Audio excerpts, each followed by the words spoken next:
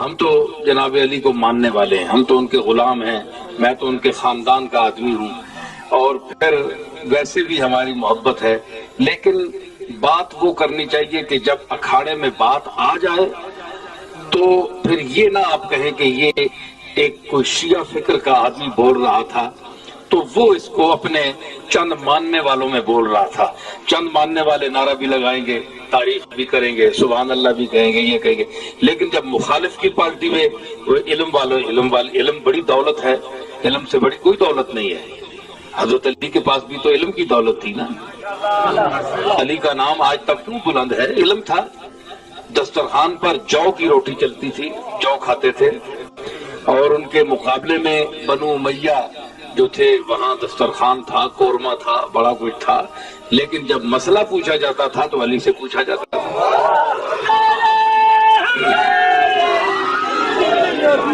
تو میں اسی حوالے سے بات کر رہا ہوں، مجھے اپنے مومنین سے جو غلامان اہل بیت ہیں مجھے ان کا بڑا خیال ہے، بڑا ان کا میں احترام کرتا ہوں، لیکن اس خیال کے ساتھ چونکہ ہمارا بڑے طبقے سے اور بڑے مسلکوں سے واسطہ پڑتا ہے، ہمیں جواب دینا پڑتا ہے۔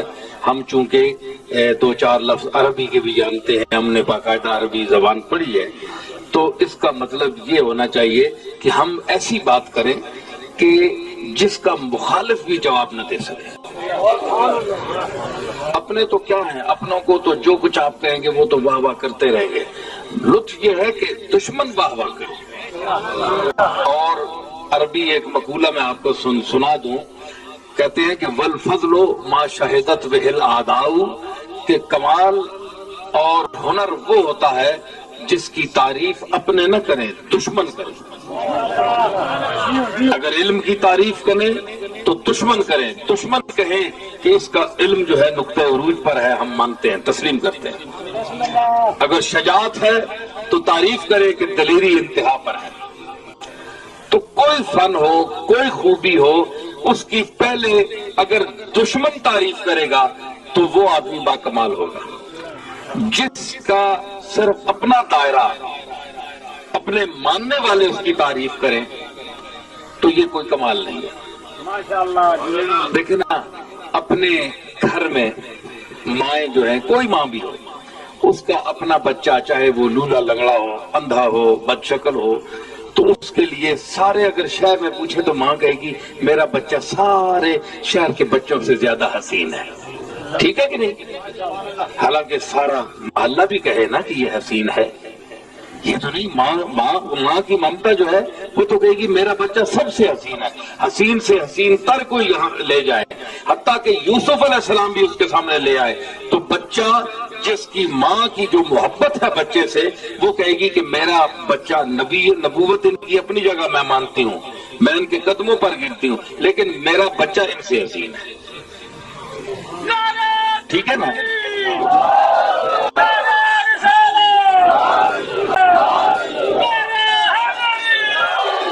تو ہم اگر اپنے کسی محبوب کو اہل بیت میں سے ہو اور یا اللہ میں سے ہو، کوئی ذات بھی ہو، تو اگر ہم اس مائی کی طرح دیکھیں گے آنکھیں بند کر کے کہ ہم نے اس کو خوبصورت کیا نہیں ہے، کمال اس میں ثابت کرنا ہی ہے، تو دنیا کا شور مچ جائے لیکن کہے جناب ان کے برابر کوئی نہیں ہے، تو یہ اس مائی والی رٹ ہے کہ کہے میرے بچے جیسا پورے شہر میں کوئی نہیں ہے حسین۔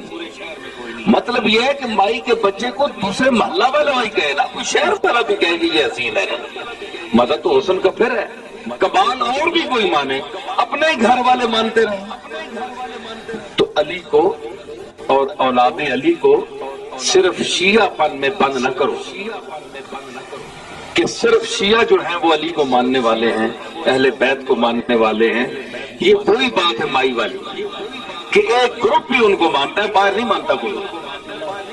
یہ تو آفاقی پیغام ہے، علی کا علم آفاقی ہے، پوری کائنات انسانیت علی کا پیغام سن رہی ہے۔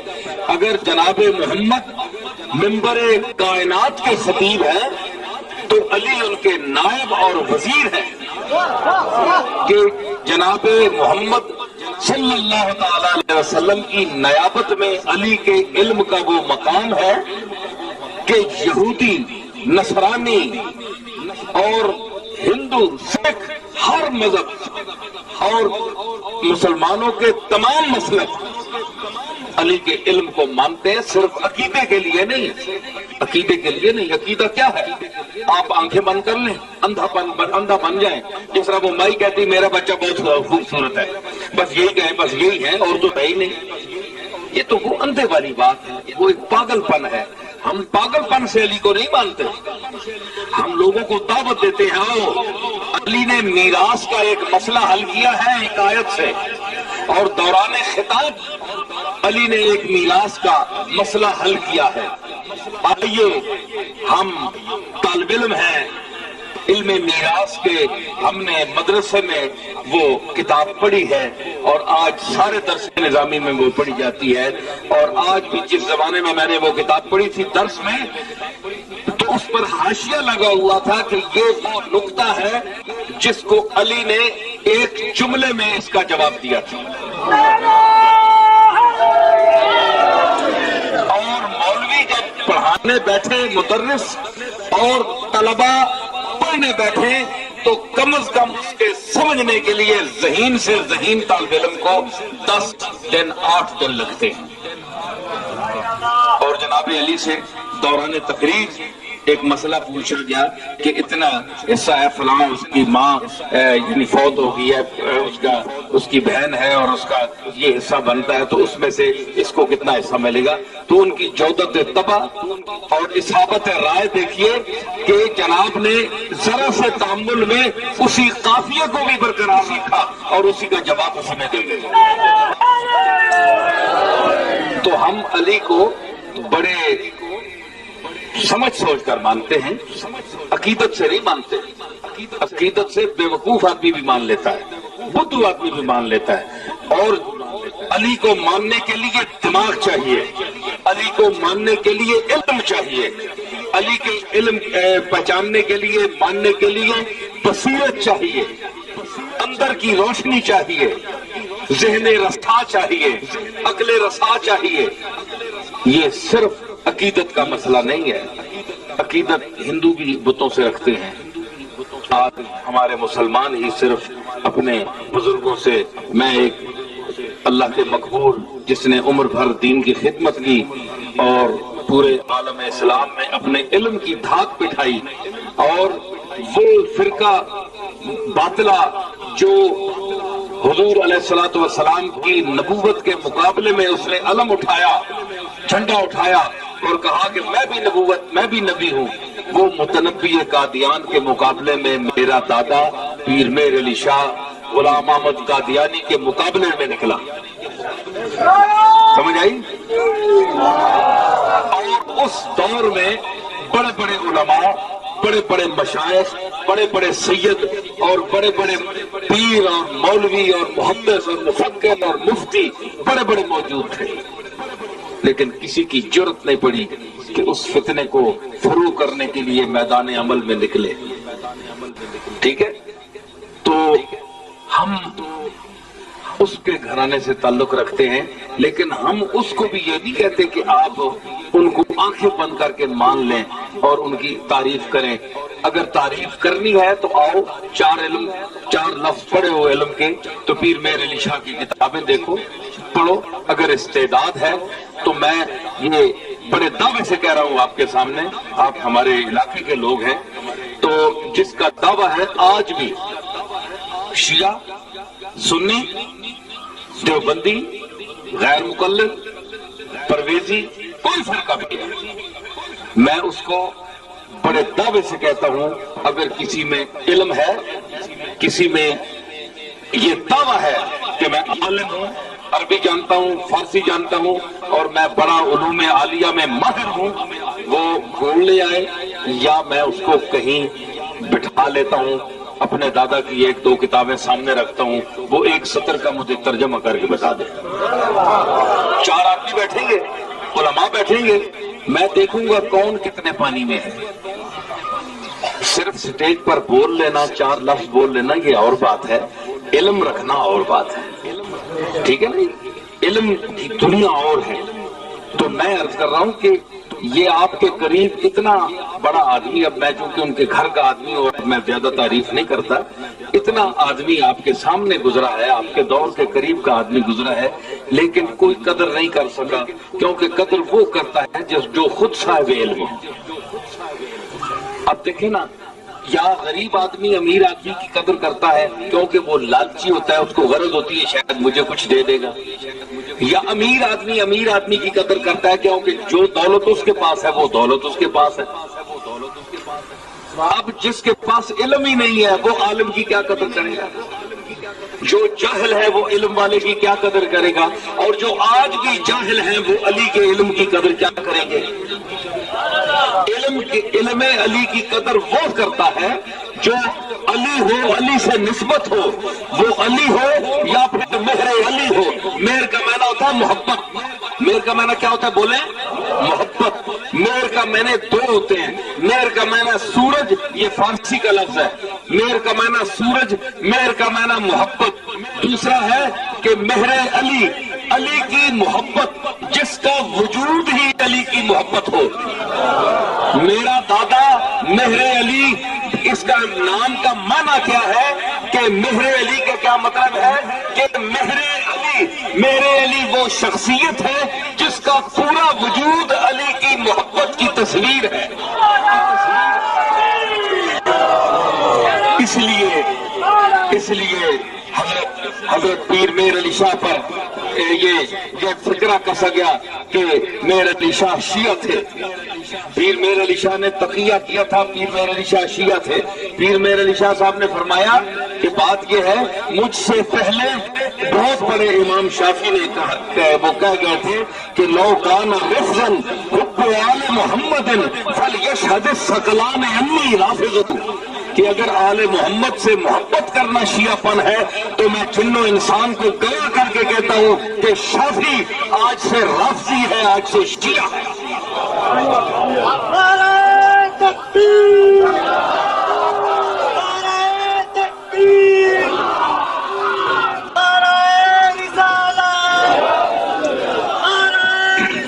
تو علی اور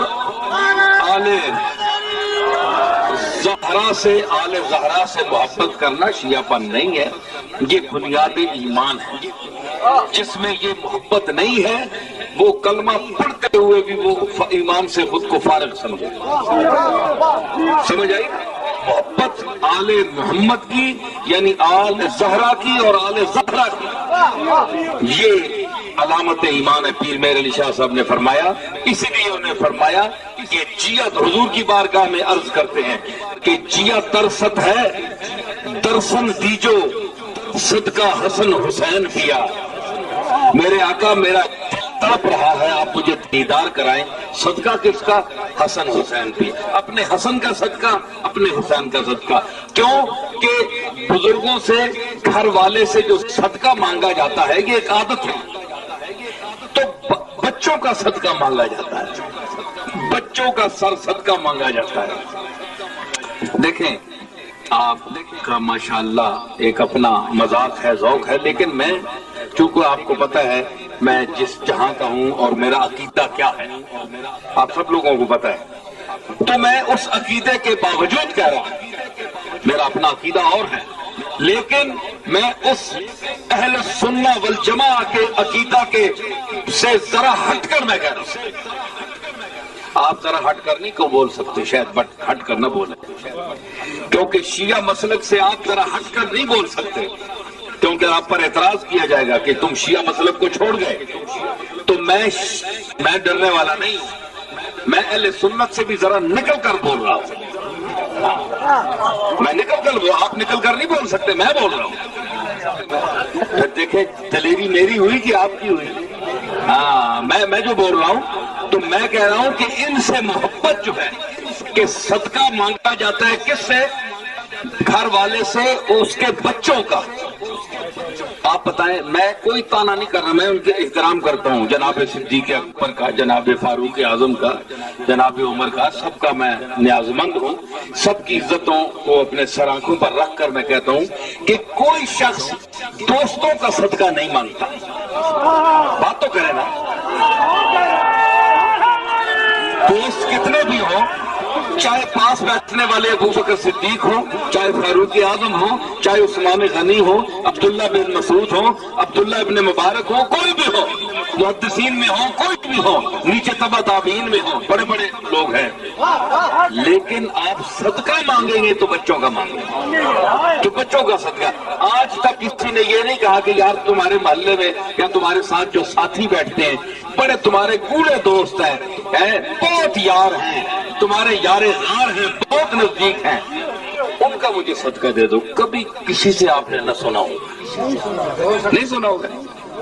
تو میں اہل سنت سے معذرت کر کے میں کہوں گا کہ ہمیں اتنا حق دیجئے کہ ہم اپنے آباء و اجداد سے محبت کا جو ہمارا مذاق ہے، جو ذوق ہے، جو اصل بات ہے، ہم کہیں۔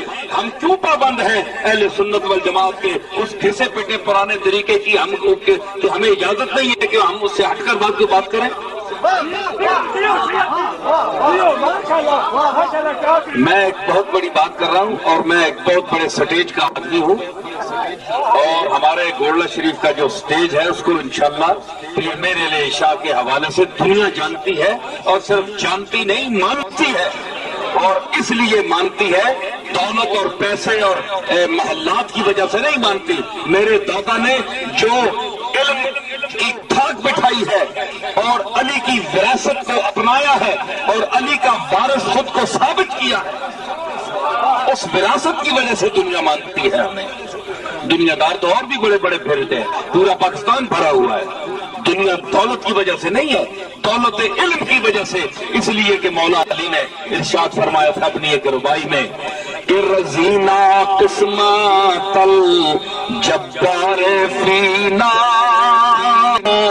لنا علم وللجہال مالو۔ جناب علی فرماتے ہیں دیکھیے کہ ہم اللہ کی اس تقدیر پر راضی ہیں، اللہ نے جو فیصلہ کیا ہے ہم اس پر راضی ہیں کہ لنا علم وللجہال معلوم، ہمیں اللہ نے علم دیا ہے اور جاہلوں کو مال دیا ہے۔ جو جاہل ہیں، ان پڑھ ہیں، جو اس قابل نہیں تھے علم کی دولت کو سنبھالنے کے لیے، جو اس کے اللہ نے فرمایا ان کو دولت دے دی، پیسہ دے دی، پراپرٹی دے دی، جائیداد دے دی۔ کیوں؟ لِأَنَّ الْمَالَ يَفْنَىٰ عَنْ قَرِيبٍ وَأَنَّ الْعِلْمَ لَيْسَ لَهُ زَوَالٌ۔ اس لیے کہ مال ان قریب فنا ہو جاتا ہے، رات کو چور پہنچ جائے ختم، چوری ہو گیا، اور اگر بینک پر ڈاکہ پڑ جائے، بینک کا دیوالیہ ہوگا، پیسہ ختم، کسی نے چھین لیا، بندے کو قتل کیا، بندہ، پیسہ بھی ختم، بندہ بھی ختم۔ مال تو فنا ہونے والی چیز ہے، دولت اور پیسہ تو آنی جانی چیز ہے۔